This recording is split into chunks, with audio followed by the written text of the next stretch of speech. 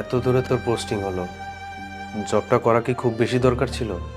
ভাইয়া, সফলতার জন্য একদিন না একদিন তো ঘর ছাড়তে হবেই।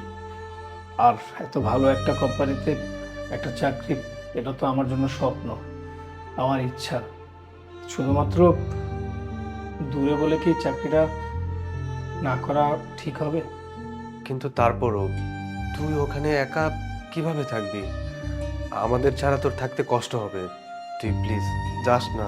ওখানে গিয়ে কি করবি, কি খাবি না খাবি, এত প্রেশার তুই নিতে পারবি না ভাই।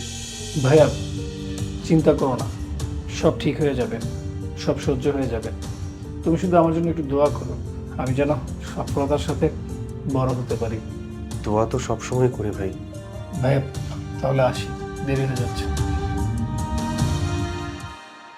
ভাবি, দোয়া করো, চলে যাচ্ছি। এতদিন তোমাদেরকে অনেক যন্ত্রণা দিয়েছি, অনেক কষ্ট দিয়েছি, পারলে ক্ষমা করো। সাবধানে যেও। কিরে, তুই ওর কাছে ক্ষমা কেন চাচ্ছিস?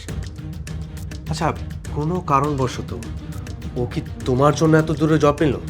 না না ভাইয়া, কি আবল তাবল বলছো? তুমি না একটু বেশি চিন্তা করো।